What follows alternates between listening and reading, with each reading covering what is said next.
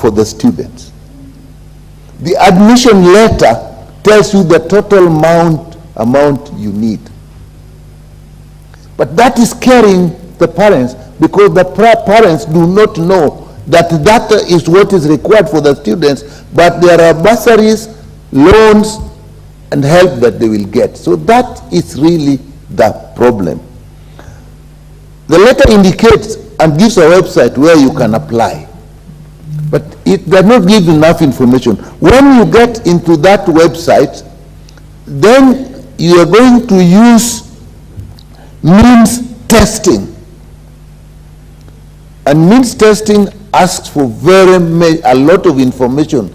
Using that information, students are going to be classified vulnerable, very needy, and not needy. Theoretically, at that point, actually many students may not pay, or if they pay, it will be very little, which is good, very good. But will that be done in the time that is available? Access is through the internet, and they need a registered phone in their names. And if they're looking for a loan, they will need ID cards. And a number of students do not have ID cards, either because they are underage or they have applied but they have not received the ID cards. Mr. Speaker, the timeline for admission into universities is another problem. In some universities, they are expected to actually report on the 24th of this month. By the weekend, many students in my constituency had not even applied, had difficulty in applying. So we may have, in fact, theoretically as put, it's actually a good system, and you may actually, the students may actually end up paying less than they were paying before. But will they access that money in this time? Mr. Speaker, there is no clear infrastructure that has been set up to help the students.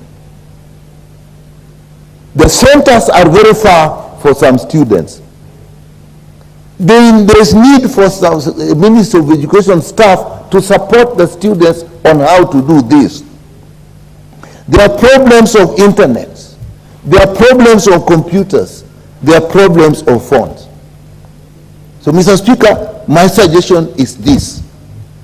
I'm taking it in good faith that the system as designed, the money as indicated, is available and will work.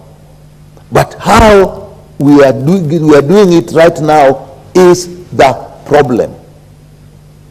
So my first suggestion is one, extend the period of admission to the universities. Set up centers, at least at constituency levels or closer, with computers and internet provision for students to apply, through which the students apply. And also with staff to assist the students. In fact, this is something you may do exactly in the same structure as you do elections. Then it will work. If we do not do that, many students, Mr. Speaker, will miss out without applying. Because the time is too short, there is no infrastructure. Once that is done, then we'll have the opportunity to see whether the design as it is works. There is the issue of whether will they get the money every year. But for me, let's start with this year, let's support them to apply, let's support them to get, and then we follow up. Thank you, Mr. Speaker. The Honorable James Nikal, the Honorable Julius Meli, the Chair of the Education Committee.